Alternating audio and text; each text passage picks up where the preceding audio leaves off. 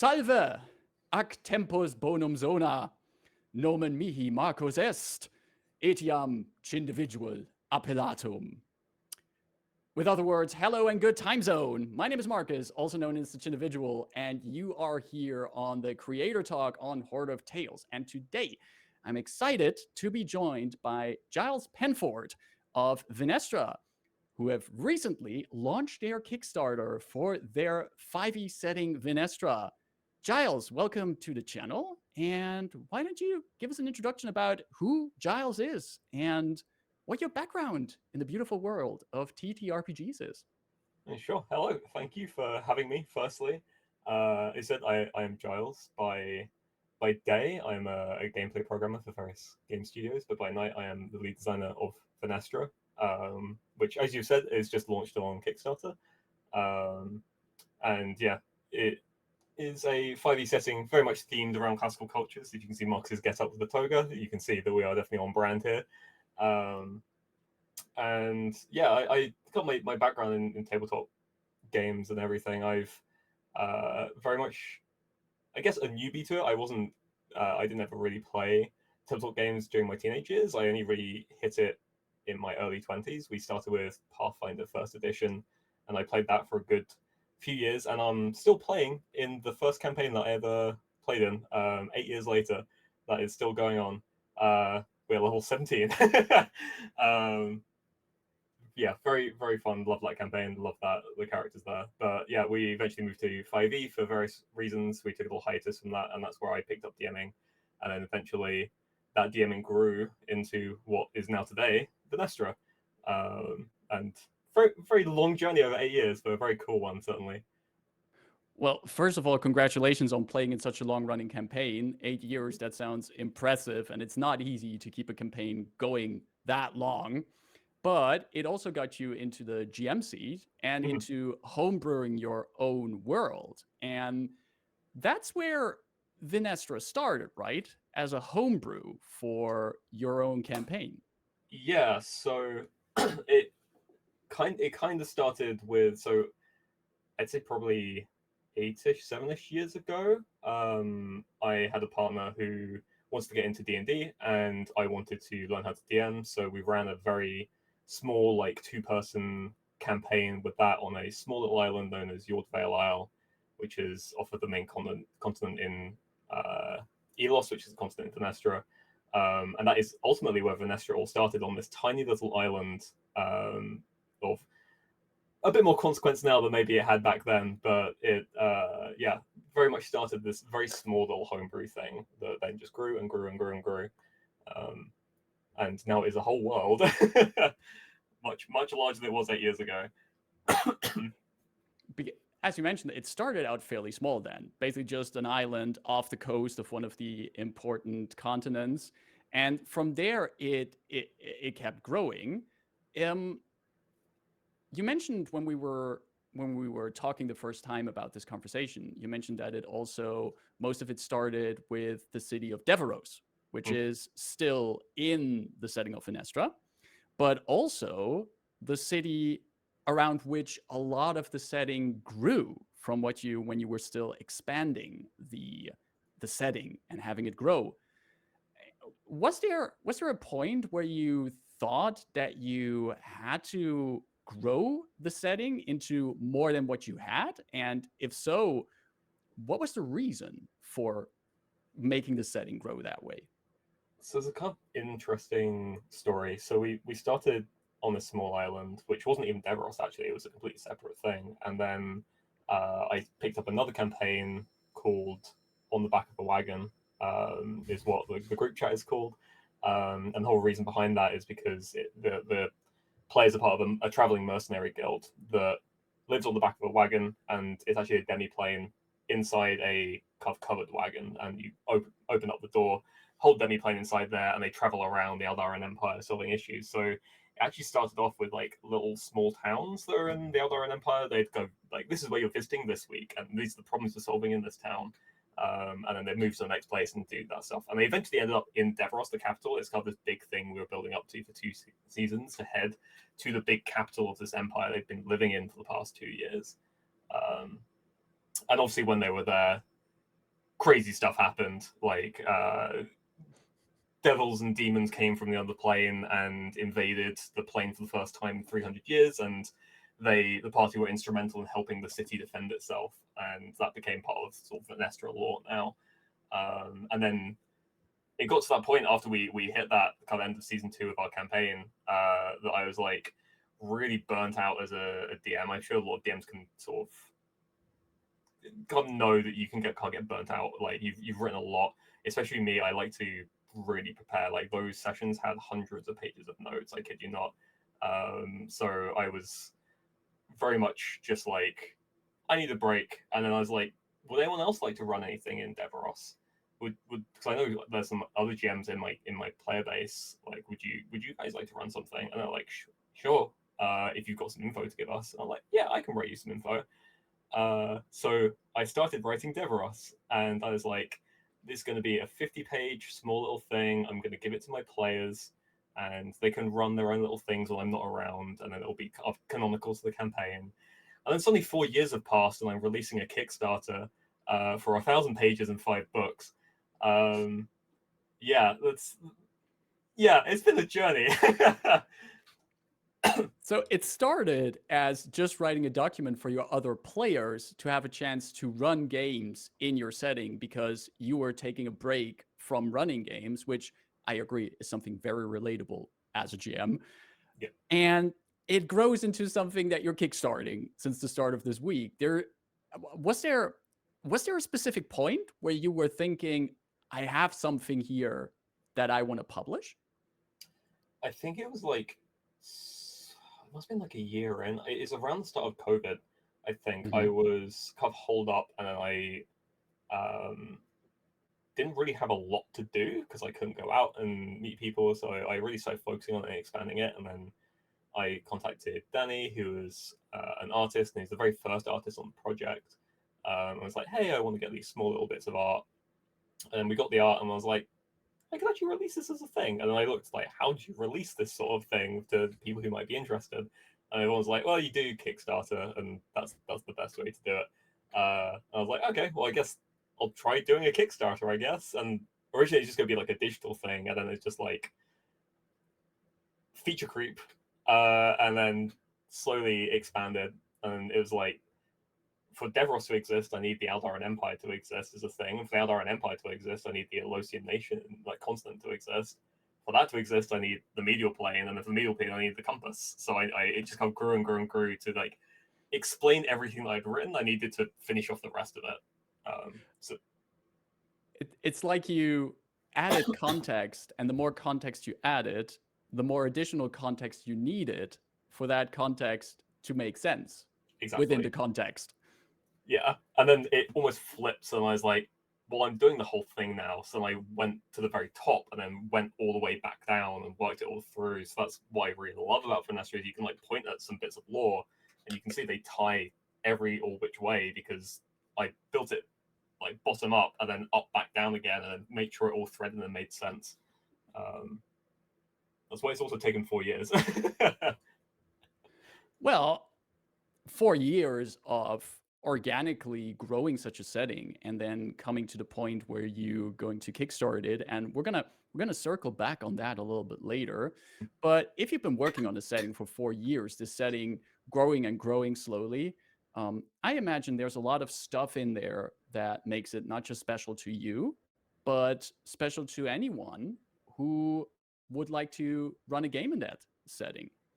And is there specifically any kind of unique, let's say, unique selling point in of Vynestra? Any specific features of the setting or the campaign world that you think make it really special in comparison to other fantasy settings or 5e settings?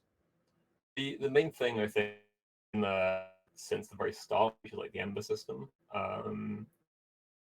essentially it started as powers I used to give my players. It's been through so many like design iterations, but it was primarily designed because I didn't like 5e's action economy, and I was like seeing my play, especially martial characters, sitting the thing. I missed the thing. That's my turn, and I'm just looking kind of bored. And part of, in the early days at least, was very much my inexperience as a GM making things interesting at the table, but eventually it more into this system of where you have these additional powers that are given by the gods, and then you can sacrifice parts of your soul to them to empower them. And the players love because it allowed them to customize way beyond what like raw do. So for instance, you know, you barbarian is like, yeah, I really want to just like smack things around, but I want to be able to heal people when they're down, but also I don't want to be a cleric or a paladin or lean into any form of like healing magic. So why don't I just have an ember from the gods who governs the divine and the healing that allows me to just throw a healing word out every so often and stuff like that. And then that just kind of expanded a bit more. And as they got higher and higher level, we were like, wow, you guys are becoming really strong. Like you're basically becoming demigods. And that's where the whole kind of like almost tagline of Vynestra is walking the path to becoming a demigod kind of came from. And yeah, these embers like manifest as markings on the skin that grow over time, and you can customize how they appear. So one of our players, they're a wild magic sorcerer, and her embers, every time her wild magic pops off and does something weird, her ember morphs to add a little bit to it to represent what's just happened. So we had the infamous dinosaur rave where she summoned a load of dinosaurs, and then the like moonbeams were like flying around everywhere, and it was making this just like rave of dancing dinosaurs that were happening, absolute chaos. But then that became part of her like tattoo markings. And yeah, when they power up eventually, that you can become a demigod yourself, so you can kind of commit to this and ascend almost as a demigod, and become part of a domain and like govern that domain. Yeah, it's interesting what you mentioned about the Ember system in regards to, for example, giving marshals more options when they fight, and also allowing for more character customization to maybe have your character fulfill a different niche in the party. For example, your example that you mentioned about the barbarian who might also want to be able to heal and bring someone back up. Would you say that the Ember system is kind of a different progression track next to leveling the character? yeah, definitely. So it starts at level 2 very deliberately, so because you have a bit more of an idea of who your character is at level 2, and then it progresses every 4 levels, up until level 18. So it kind of mimics the level scaling of players, and then gives them these little power jumps in between the normal power jumps of, you know, the multiples of 4 that 5e traditionally gives you. So it's nice in that sense that it gives you that sort of staggered power scaling with the normal power scaling as well. But very much its own progression system, and you can kind of choose to do risk reward stuff with it as well. You can, like I mentioned before, you can sacrifice bits of your soul, but that might have negative effects on your maximum hit points and other nasty little effects that can creep in there as well. Yeah. So there's also an element of risk and reward to it as well. You can play it risky at a cost, but that will give your character additional power. Exactly. Yeah, you can kind of go class canon with it. We've got one player in our campaign who famously has very low health, and we almost, there's a running joke in the campaign that the amounts of damage that enemies deal is tinks, because the character's name is called Tink. So we count enemy hit points by the number of tinks they are, and yeah, the player of that helped me with a lot of the scaling of embers, and we got it at a really nice sweet spot where you probably won't die through charring your ember and sacrificing your soul to it, but there is a chance you could. And there are people in the history of Vynestra that have gone overboard with it and have like just consumed their self in trying to power up their embers to become even more powerful, but have just burnt their entire soul in trying to do so. Luckily, most players don't fully go down that path, but you never know what people are going to do. It's always part of the fun of it. That's interesting. But I can also imagine if you have a party playing with these embers, the parties also become tougher. And that would also mean that if you're running a game in Vynestra and you have a party, all of them diving into the ember system, how is it on the GM side of the screen? Does it get harder to challenge them, or is that something that you took into consideration? So yeah, that's part of the design that I took. We have a whole series of tables that will basically tell you these are sort of what ember powers your player gets at certain levels. So you can have, I think, high, medium, and low sort of ember presence. You can decide how common embers are essentially, and then it will you can tells you how much you to give to your players, but also tells you how to balance encounters with CR adjustments. And also, we have a lot of quick tables that you can have where it tells you, if you want to give enemies these embers as well, because they're going to have them as well, not just your players. Here's some quick tables that you can just quickly add ember abilities to a load of enemies and have some really interesting encounters there as well. That is a fun point, that the enemies, the monsters, and other opposition they encounter, they also can be, I think the Kickstarter also called it Ember Bloods, for people to have these powers. And it's not just the player characters who bring these fantastic new things to the table. The people they encounter will also have a chance of having that. But glad to hear what you mentioned, that there's tables in there that also tell the GM about what the impact will be on the game balance for that, because I think it is a very exciting thing to add these things for player characters. But also, as someone who spends a lot of time behind the screen and also wants to challenge players, I'm always a little bit concerned of like, okay, if I give them all this, how can do I have to keep adding stronger monsters? Do I have to upscale the world for them? But knowing that I can also just say, all right, this is not just some bandit that you're running into. This bandit actually also has some ember powers. That sounds like a lot of fun. It's a lot of fun, especially we have a lot of guides on how to facilitate GMs to create their own embers as well, because I have a system for making them, and I was like, I'm just going to share this with GMs because I know that GMs are going to want to customize outside of what we just put in the book. Because I know I would, so why wouldn't others? And part of the fun is just being like, this little bandit that you think is an inconsequential person actually has this really interesting ability that is going to completely skew the scales of the fight.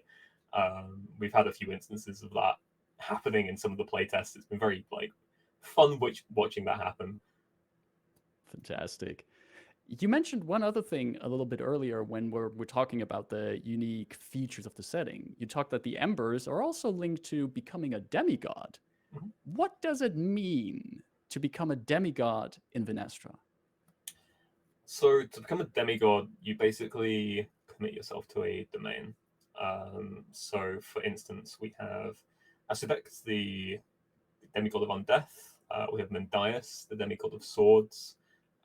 So it's like some object or realm, and usually the larger the realm is, the more powerful the demigod is. So we have Nubibian, who is the demigod of clouds, and they're quite a small kind of demigod. But then obviously the demigod of undeath, a much larger, some more powerful demigod. And when players sort of get to that level, they hit what is called a tier 0 ember. So at level 18, they hit tier 1. That is the cap that a mortal can hit. And then beyond that point, they can try to progress to tier 2, which is ascending to demigodhood. And by doing so, they basically need to pick a domain that is a major god. So, for example, with Deos, god of the divine and healing, they would enter into a pact with Deos to complete some task for Deos that is not unconsequential. It's like some major thing. It's like build this grand temple, or like fight in this war and win this war for this nation. And should they complete this task, they will be granted a minor domain in Deos's realm, and then Deos would ascend them as a demigod. But then the downside of that is that when you create your ember, you pick 3 gods. And that means if you are ascending to one, you're then alienating the other 2, because you're saying this is the domain I wish to be under. So those powers are stripped from you, and then they're replaced by more powers from that domain. So again, it's risk reward. It's what you have become, but what you are then choosing to further yourself to be.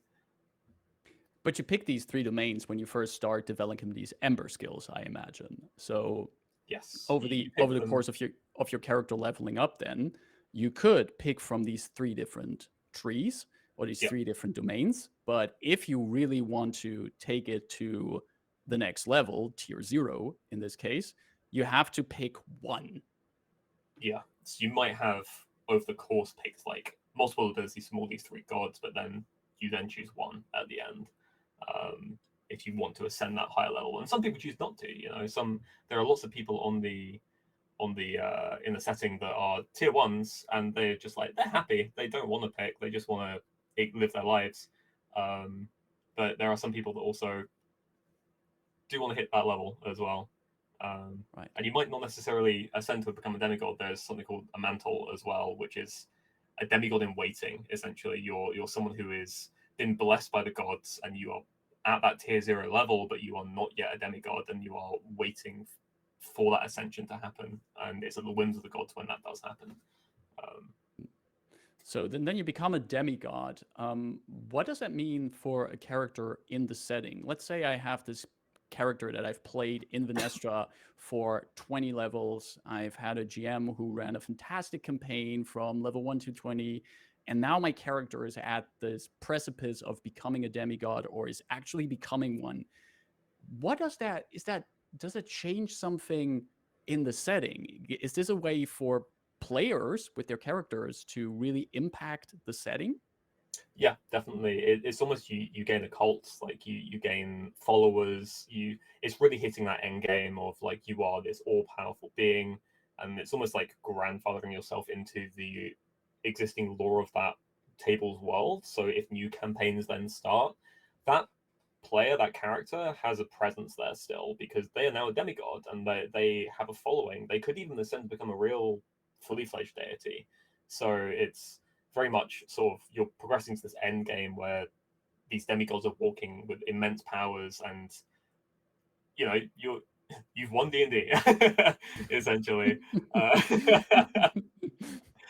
There's two ways to win D&D. One, having fun with everyone at the table, and two, becoming a demigod in Vynestra. Exactly. You heard it first. Well, that's interesting. So you would say that you really have a way as a player as well to have your character have a legacy in the setting as well.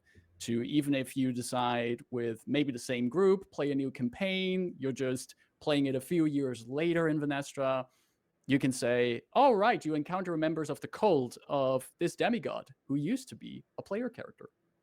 Exactly. It's what kind of we've done in our first Pathfinder campaign. I know it's like a Galarian's a very different world to Vynestra, but it's still we're having this rolling world, but the previous sort of player characters ascended as gods, and then the world state moves, and then picks up a new campaign. I just love that concept of legacy worlds.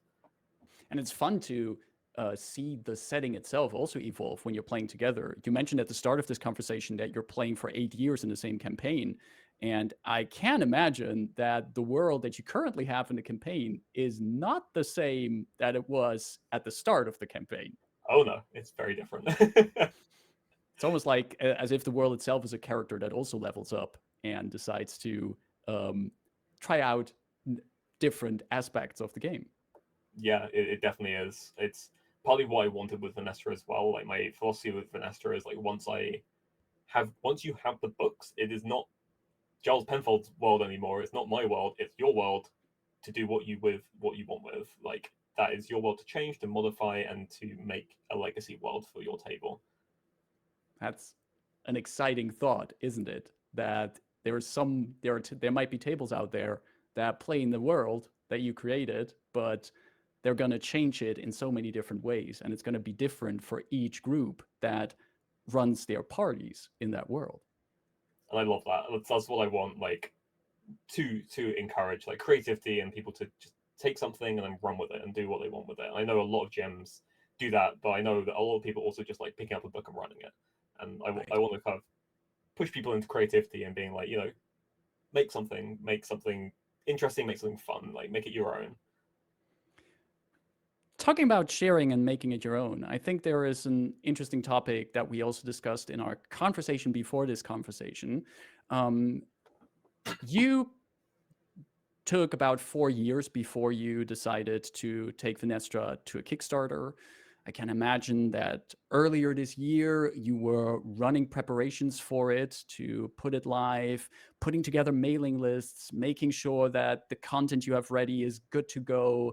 having full trust in the fact that you can share it with everyone, and that also the system it is built on a principle of everyone being able to share their creations with each other, as if there was, say, a license that makes that possible. And then going back to the distant past of January 2023, we have the situation with the OGL that came up, where a gaming license, a TTRPG license that has been at the center of a lot of games, is threatened at being either at least significantly changed, if not even falling apart. And that was quite the news for a lot of creators. I dare to say that so far in 2023, I consider the OGL controversy maybe the biggest moment in TTRPG, and not in a good way. Mm-hmm. And I wonder, Giles, what happened on your end when that news came, and how did you respond to that? So we had a bit of pre-warning. I'm in a few Discord servers with a lot of sort of prolific tabletop creators, and there were rumblings that something was coming. And I think we all knew roughly what was going to happen. Like something was happening with the OGL, and that whatever was happening, what we heard was not good. So we didn't ultimately know what was going to hit. But we know like there was a storm brewing, and when it eventually hit in January or the end of December, I think, yeah, it impacted things quite substantially because we were meant to actually kickstart in May, and everything just got slammed to a halt, and we basically stopped production and was like, right, we need to wait and see what happens. So I waited a couple of weeks after the official announcement, and still by that point, it seemed like Wizards wasn't really going to budge on their stance. So we maybe a bit early jumped the gun and said, all right, well, Paizo's kind of jumping onto this new Orc license. This looks really good.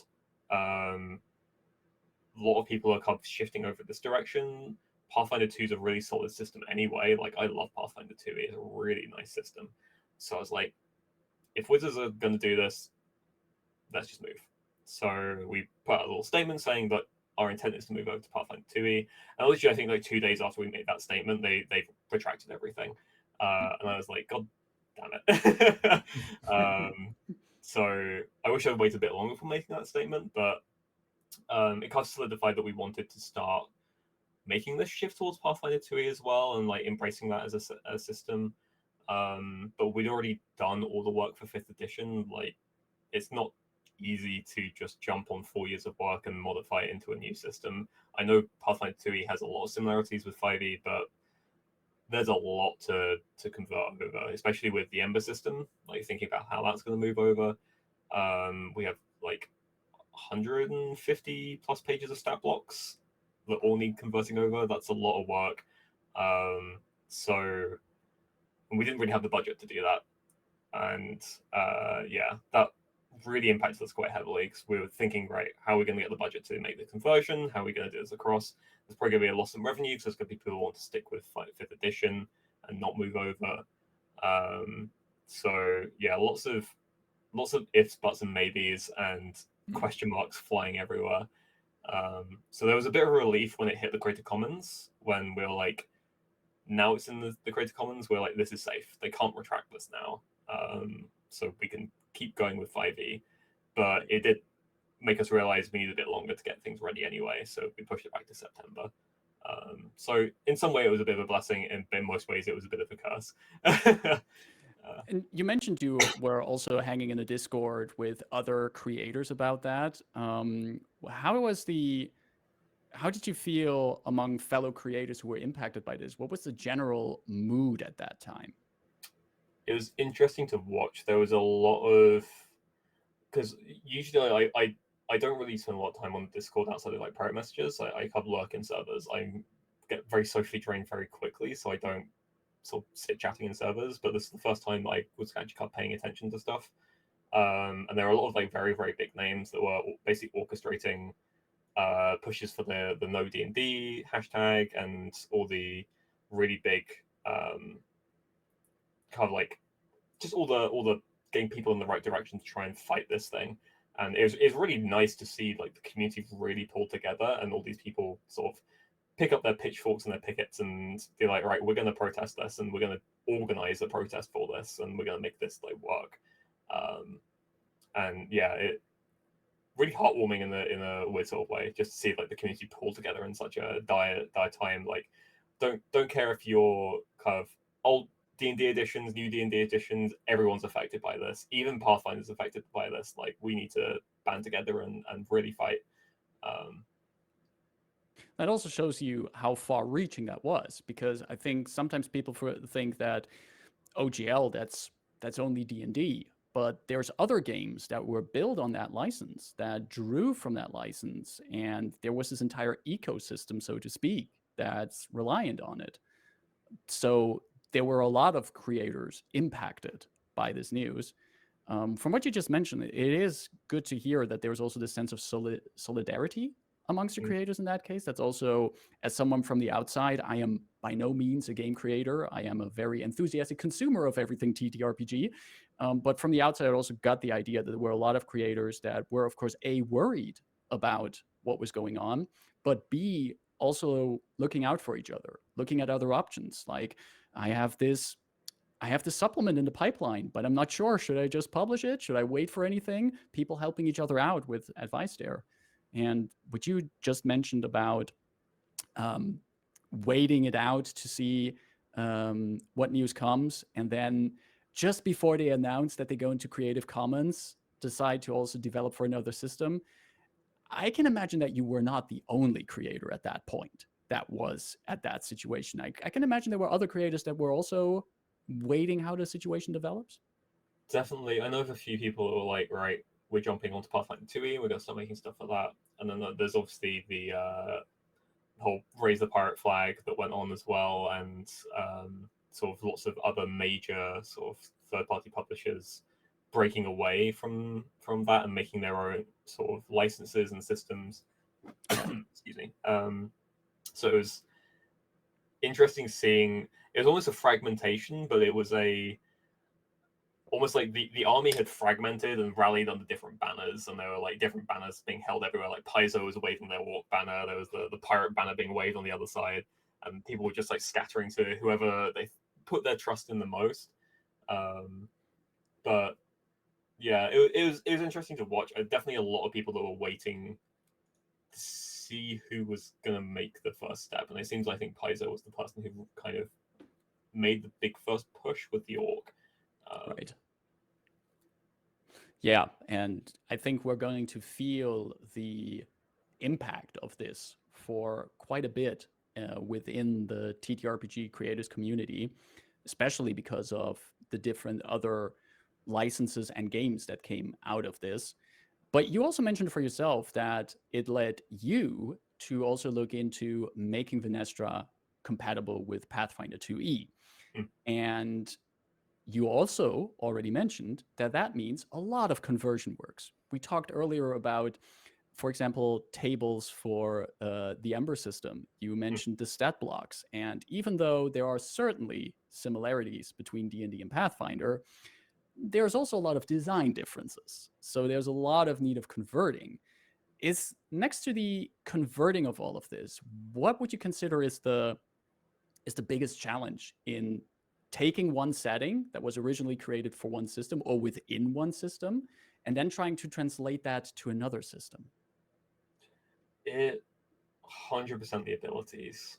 The Ember abilities for us, I know it's quite bespoke, but the Ember abilities for us, like in particular, because we had stuff that's like, you knock someone prone and they are stunned, or you put someone to sleep, and then looking at these effects in Pathfinder, like on the surface, you're like, oh, cool, that's like pretty much the same, and then you actually realize, no, actually, this is way more powerful than the 5e version, and you can't just give that to a level 2 character. That's wild. So it's then being like, all right, so what equivalent do they have? And if you're approaching Pathfinder for the first time, I do love that everything's on its own like site and you can just access it for free. That site saved me for so much of the conversion work that I was doing for our preview. But it's just sifting through everything and figuring out like what does this even vaguely correlate to? But then all this like fine-tuned playtesting and refinement that I've done over 4 years gets thrown out the window because it's one thing's coming in slightly a bit more powerful, something's maybe a bit less powerful, and the balancing that we've done is now completely like gone. Right. So I was slowly realizing it's like, oh my god, I'm gonna spend another year sitting firstly learning Pathfinder's 2e and then balancing everything. I had some really good help from people who are already in the Pathfinder 2e community. They helped me convert a load of stat blocks over. And that's why we got our preview for Vynestra on Pathfinder 2e as well, because I had just a load of help from people. And like big thanks to those people for doing that. Especially Sari Roland, like my god, they did all our stat blocks. Absolutely amazing. Amazing. Yeah. That's, Like pointed out, it was like, yeah, you shouldn't be doing this. I'm like, why shouldn't I be doing that? And they explained it all, and it's like really, really helpful. I mean, from a little bit of personal experience, I've been getting into Pathfinder since the start of this year because I was curious about the game, and I really relate to your assessment of certain things that from your 5e experience are okay to give to players at a certain level, but if you do the same in Pathfinder, you're suddenly messing with the balance of things, and that shows like already how different the system approaches things. Do I understand it correctly that before you started to convert these things over or look into converting Vynestra over, have you played Pathfinder Second Edition before that? Do you have any practical experience with it? I'm sure something that a lot of tabletop people can relate to, but the book's been sitting on my shelf for 2 years. And I've always been meaning to do it, but I just never had the time. And then when the OGL finally hit, I bought like the starter box, and then realized that stocks had run out, and it was going to take 3 months to get to me. So I just kind of picked up my core book, read through it all, and then made Roots of the Grapevine, which is our like intro to Vynestra. It's a very easy, quick, like 13-page adventure that's basically designed for if you don't know 5e or Pathfinder 2e and you don't know Vynestra, pick up this book and you can get into all of it, and it'll just explain everything to you. So I converted that into Pathfinder 2e, and then we ran that as a little playtest at my table, and that was basically how I learned Pathfinder 2e through that. And then I really fell in love with the system. Like as I was going through it, I was very much like, wow, this is a really well thought out system. Like I actually like this a lot more than 5e. Which I know is bad to admit that I've got a 5e Kickstarter on right now, but I like Pathfinder 3 more. But just as a system, it's just so much more well built, I think. You can tell a lot of thought and care has gone in by the designers of like what worked in previous iterations, what didn't work, where are we going to break these boundaries to really, deviate from our expectations of a D20 system to make something that just works and is nice. Like the action economy in it is just chef's kiss. Like so good. Did you also get a chance to test any of the Vynestra specific things like the Ember system? Did you get a chance to also test run that in Pathfinder? We did a little bit of playtesting in it. There was I had 3 playtest groups running simultaneously, which, as an aside, chaos for someone with ADHD like me who finds it hard to concentrate on things for a too long period of time. So I'd sit down at a table, try and playtest, and be like, right, what did this specific group do? Because you're all running the same adventure, and I'm trying to remember what path you went down, and why did I make this a multi-path choose your own adventure? Because now I can't remember anything. But yeah, we had 3 running, and I was going to convert one of them to Pathfinder because they're all game designers and game programmers from a local video game studio, so they're all very like clued in with like game design and stuff. And I was like, all right, these are the people that would be good to embrace this like new change. And we made characters and everything ready to test and did a little bit of testing with the Embers, but then we ultimately decided it's going to be in 5e primarily, so let's just move back to 5e for now, Right. and then do Pathfinder next year, like when things have calmed down a bit. Exactly. But it's good to already have a bit of, also for yourself, a bit of a preview of what's possible in a different system while still sticking to the same world. And talking about the world, you, over the past 4 years, have been growing that world. You've been writing it down. There's pages full. You have a lot of place names, a lot of locations that people can explore in the world of Vynestra. I wonder, Giles, what is your favorite piece of content from that setting? And by content, I mean not just like what's your favorite city or your favorite nation, but also is there, for example, an interesting local tradition that you describe somewhere? Is there a certain monster that's really cool and specific to the setting? Anything that you think like, yeah, this is my little gem that I like a lot. Not that you don't like the rest of your setting. I mean, you created the world. I hope you like it all. But is there one bit that you're really proud of? So, if you allow me two things, Sure. one is a bit of a bias because it is the mercenary guild that my players have been playing in for the past several years that got included. The Dawn Deviants Guild. If you pick up the books and read through the Mercer guilds, you'll see the Dawn Deviants there, and you might see some of our player character names featured in there as well. And there's a few little Easter eggs just for my players sitting in the books.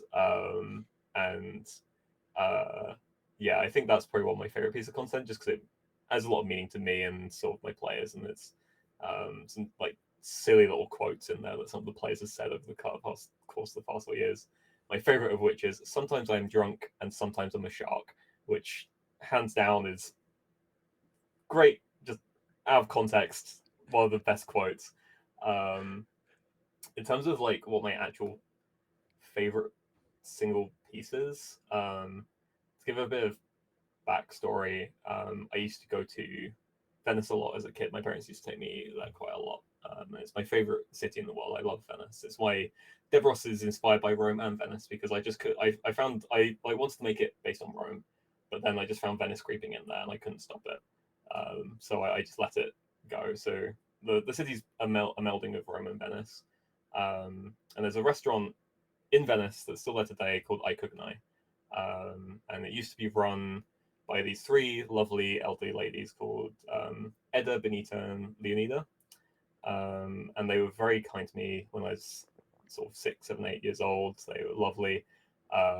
They used to not be the biggest fan of tourists, but they gave us a pass because my mum spoke Italian.